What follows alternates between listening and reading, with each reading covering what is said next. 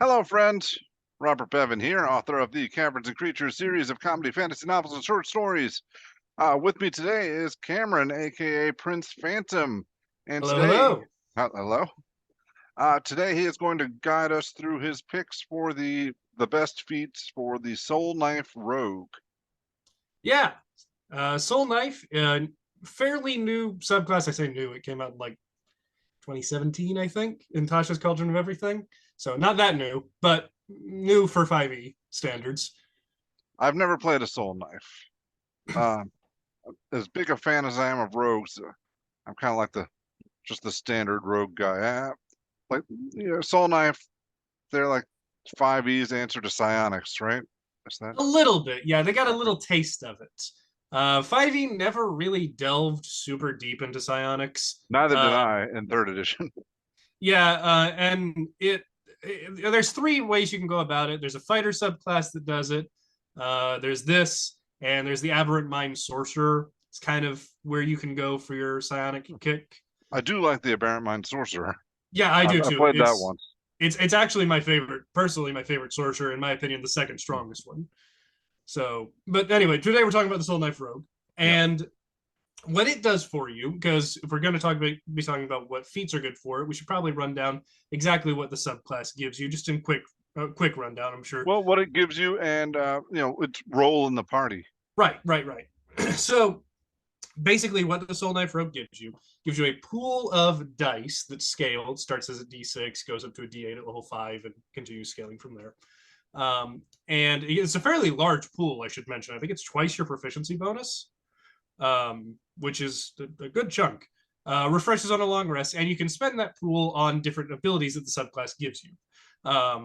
So one of the greatest ones you get right at level 3 is the ability to set up a telepathic link amongst your entire party. Okay, metagaming Um, solved. yeah, it's really great for infiltration, great for communicating during combat. Sometimes that can get a little hazy as to how that should actually work in a game. Can you only talk on your turn? Can you talk on other people's turns? Oh, with this, you kind of just do whatever you want, right? Yeah, that's Yeah, it's just a justification for what's already happening at the table. sort of, yes. Yeah. So there's that. They also at higher levels get the ability to um, turn invisible. Their capstone allows them to stun people. But the most important thing they get, and the thing that's going to influence the feat choices that we make the most, are the psionic blades. Um, Basically, this subclass gives you a unique weapon. You don't have to be holding anything in your hand. When you take the attack action, you can summon one of these blades. No action required, just part of your attack, and either stab with it or throw it. They have a thrown range of 60 feet, and it's just 60 feet. There's no long range disadvantage. It's just 60 feet. And that's in addition to your attack? That is your attack. Okay, so all right. Now, in addition to that, you can then make a bonus action attack as well if you attacked with the psionic blades first. Now the psionic blades normally do a d6 of damage. The bonus action does a d4 of damage, but that doesn't really matter. You're still getting a bonus action attack. You're still getting a second chance at sneak attack if you All right. missed. Yeah, do these Still, psionic blades count for sneak attack? yeah, they are finesse Sounds good. weapons. Okay. Yep. So everything works exactly like you want it to. So what that means for us is in getting a bonus action attack, we actually are free from taking one of the feats that I highly recommend for rogues the most, which is crossbow expert. Rogues suffer a lot from only having one attack normally. It's very feast or famine on your turn. If you hit, great, you deal a big chunk of damage. If you miss, ooh, that hurts. Like that really hurts. Yeah.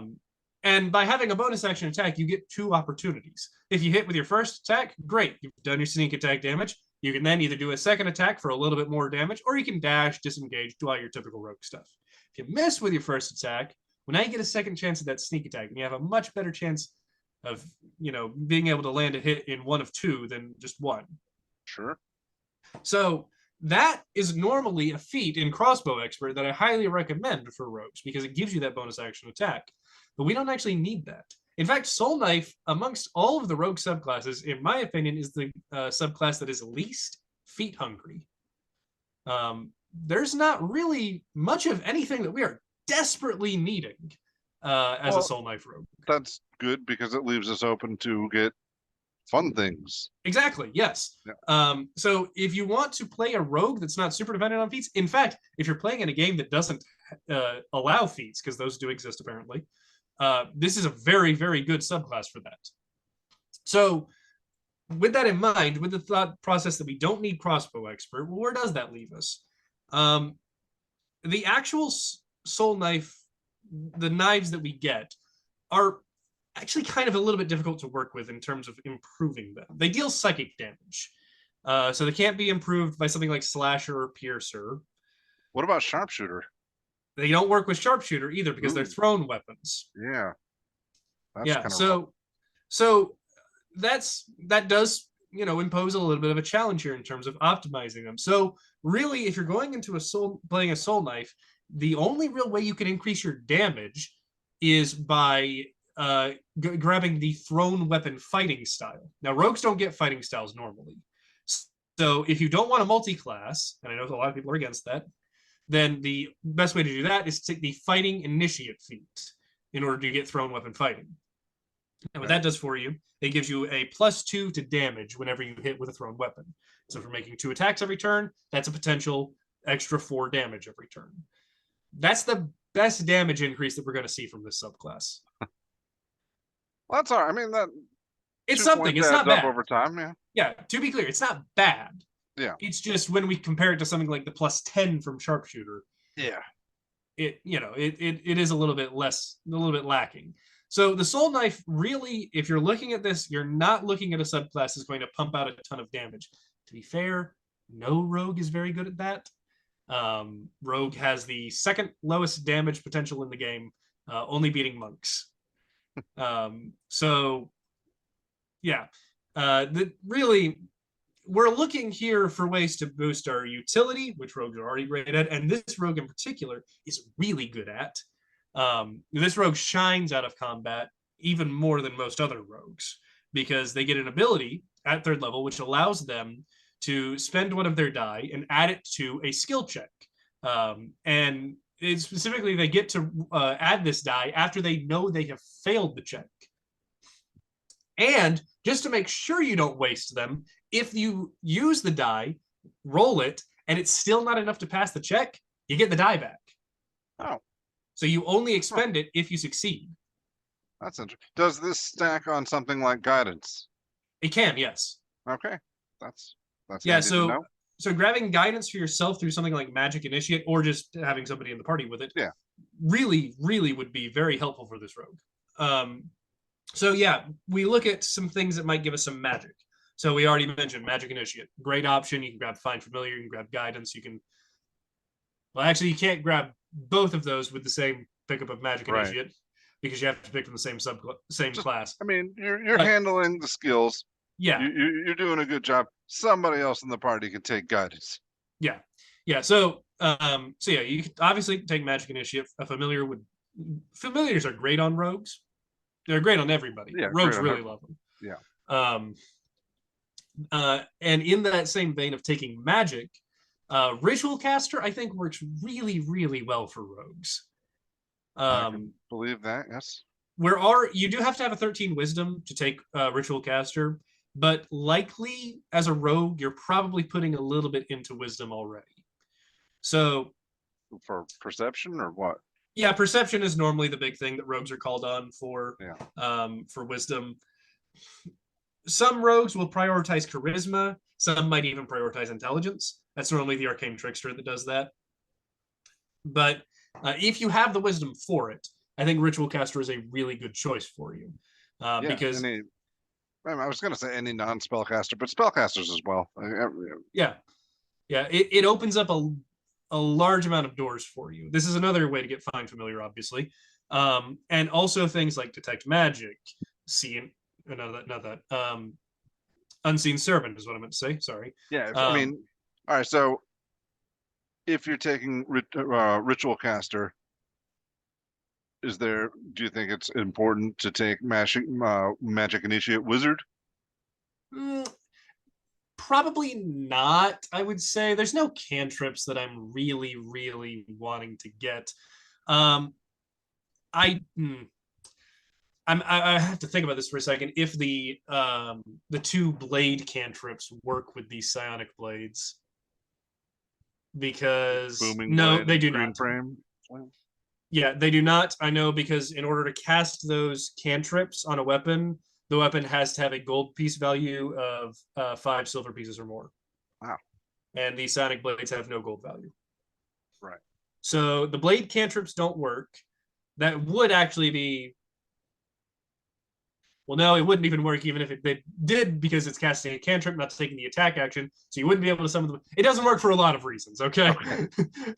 So yeah, you probably don't need Magic Initiate if you can fit Ritual Caster onto your sheet.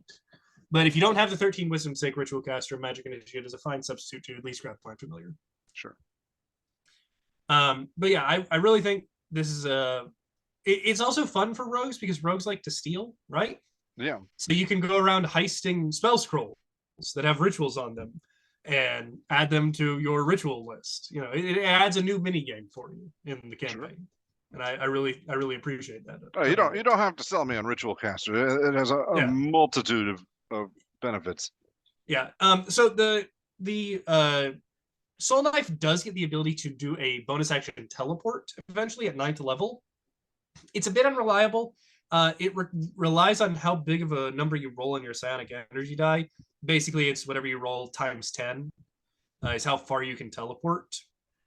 So it's a little bit unwieldy at times. If you just need to disengage, it works perfectly, but rogues can disengage for the bonus action already. So you know, it's great for getting out of restraints and things like that. Mm-hmm. But its out of combat utility could be a little bit suspect.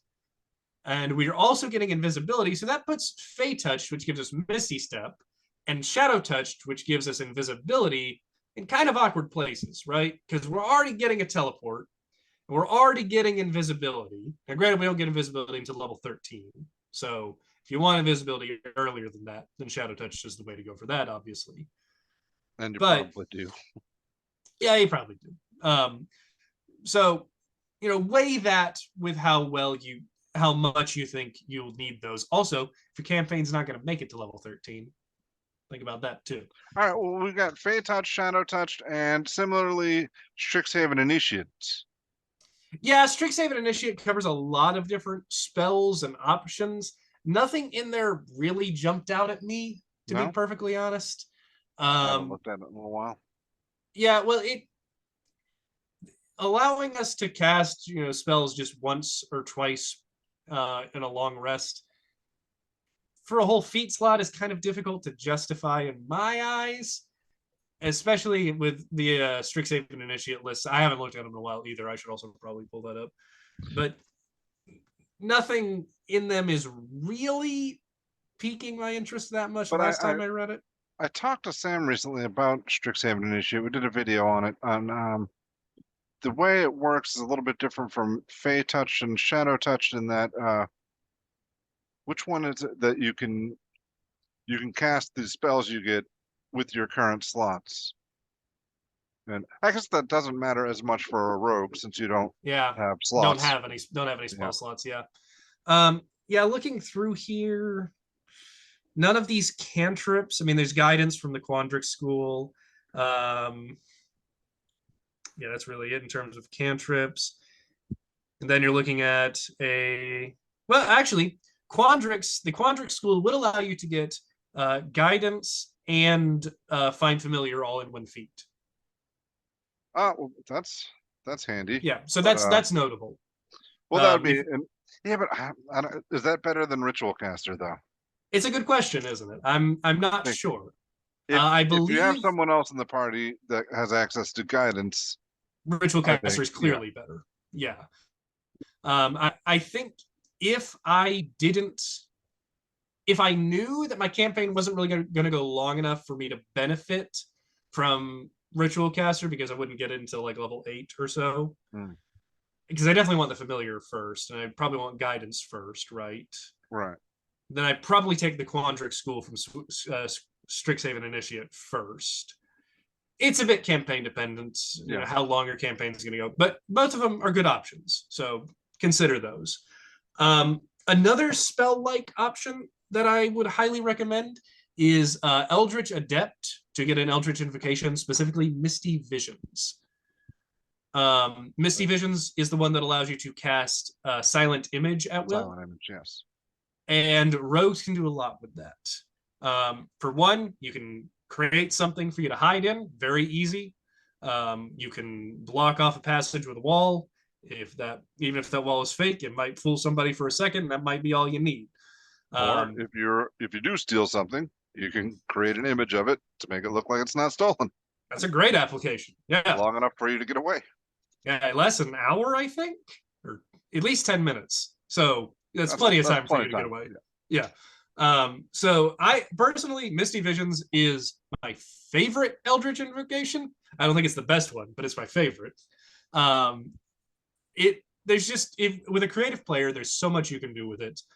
And I truly believe that having a spell like this at will, especially on a character that doesn't normally have magic, but has things that feel magical, right? Yeah. I feel like you can very easily flavor this into the Soulknife. You're tricking your opponent's minds into seeing something that's not there.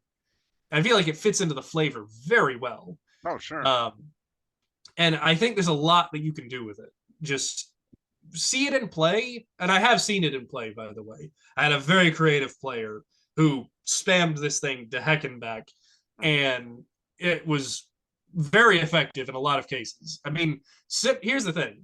Silent Image, creating an illusion in the middle of combat, just create an illusion of a wall in between you and your opponents. Hey, even if they saw you cast the spell and know that it was a spell that created the wall, it's still obscuring you. They still can't see you. They still can't cast spells at you. Their ranged attacks still have disadvantage. Like even if somebody flat out sees you cast the spell, there are still applications for this. So, all right. Yeah.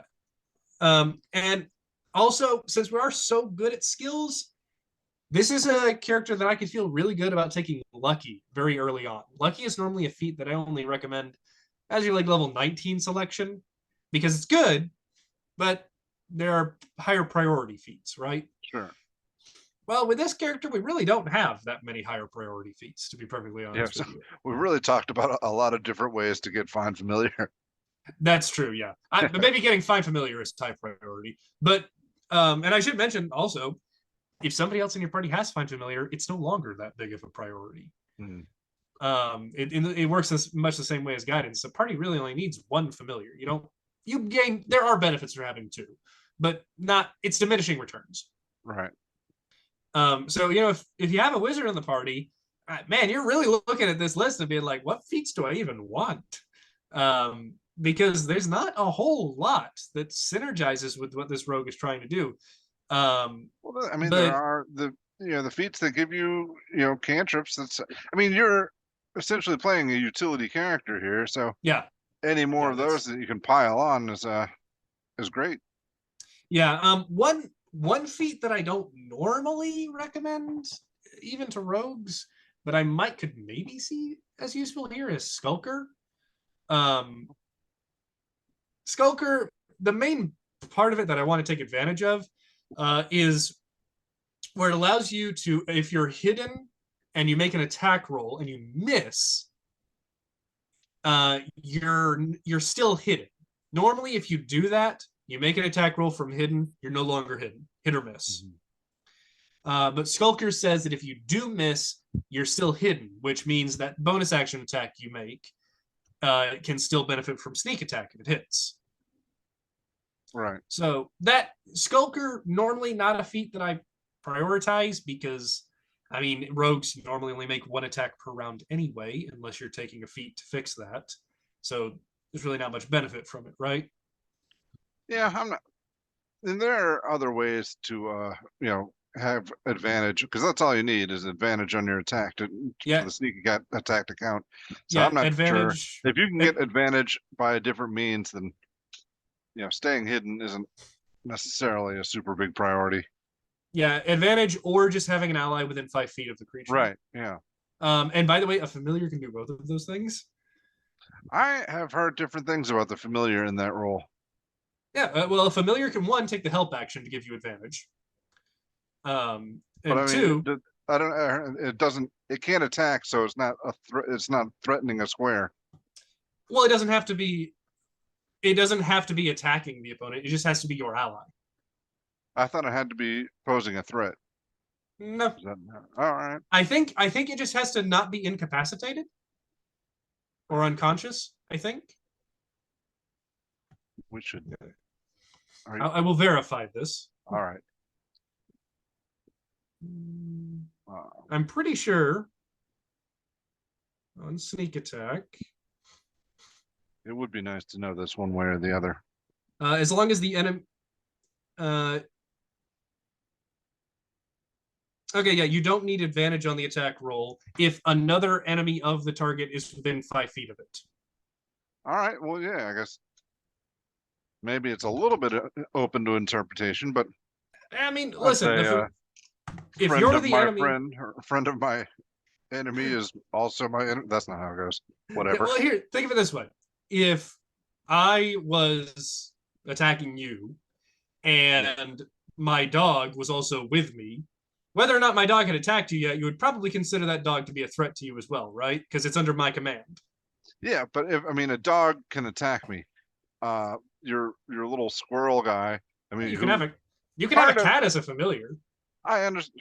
Yeah, but I mean, familiars by definition can't attack. Well, the enemy doesn't know that. Well, maybe they do, but magically inclined people might know. But my point is, it does still count as a creature on the battlefield. It still counts as an enemy. It can still do things that still harm enemies. Sure. I mean, a familiar can still activate a magic item that casts a spell at somebody. That's not taking the attack action. I get it. I get it. I mean, like yes, you can give a familiar a wand of fireballs, and it can throw fireballs at people. Yeah, my ruling would be that they do count toward letting sneak attack happen. Yeah, enabling is what the word I was looking for. Yeah, so yeah, all that to say, Skulker maybe. I mean, listen, Skulker is a feat that's never ever taken. That ruling says Skulker is less important now. It does, yes. If you have a familiar, then you're covered. Yeah, it does. Yeah. Again, I try and find places where these terrible feats do work. It's hard. It's really hard. Skulker when we were talking about Gloomstalker Ranger, that was fun. I don't even like it there. No? That much. But yeah, it's point being, if you want to play a rogue that isn't dependent on feats hardly at all, if you want to play a rogue in a game where you aren't allowed to take feats, if you want to play a rogue where you can just take whatever feats you want, if you want to play a rogue that takes chef, go for it. This is the one. This is it. This is the Soulknife is your choice. Other rogues are quite dependent on feats. It's hard to fit extra feats on some of the other rogues. Whenever I play a rogue, it's sharpshooter and crossbow expert right out of the gate. Yep. Yeah, and that's always the correct choice. Soulknife frees you from that with the understanding that you're probably going to be doing less damage, but you will have a greater role in utility. So it's a trade-off, and it's a trade-off that a lot of players are willing to make. And I think prioritizing things like rogues aren't super huge damage dealers in the first place. If you're playing a rogue, you can be okay with that and add something to the party via utility. Yeah, I mean, mass party telekinesis, no, not telekinesis, telepathy. That's got some real uses. Sure. I quite like that. I think that's an amazing thing to have in a party. Would solve a lot of issues. So yeah, there's plenty that this rogue brings to the table. I think it works really well with multi-classing because your dice scale with your proficiency bonus, not with your rogue level. So really, okay, yeah. So if you want to multi-class this with like the telekinetic fighter, the Psi Warrior fighter, that sounds super cool to me. The Psi Warrior lets you add psionic dice to damage, so there you can even boost your damage that way. There you go, right? So anyway, do what you want with this one, honestly. Yeah. Have fun. It's nice to have that freedom. Yeah, it really is. I appreciate that. I think every class should have something where it's easy for new players. This whole thing might have sounded complex. This whole subclass might have sounded complex. This is the rogue subclass that I would totally recommend for new players. I think it's super straightforward. It's all laid out for you right there. You don't have any super hard decisions to make in order to make your character viable. Just play it. You'll have fun. You'll do good. All right. Well, thank you for that. And thank you, everyone, for joining us. Let us know what you think of Cameron's picks for the best feats for the Soulknife Rogue. Let us know what you think, and like and subscribe, and we'll see you next time. Bye-bye. Bye-bye. Thank you for watching. If you found this helpful, informative, or entertaining, I'd really appreciate it if you hit the like button below. You needn't smash it. A gentle tap will suffice. If you want to see more videos like this, subscribe to the channel. And make sure you check out the links in the description, where you'll find my Caverns Creatures series of comedy fantasy novels, Sam's full review of the spell, and other fun things.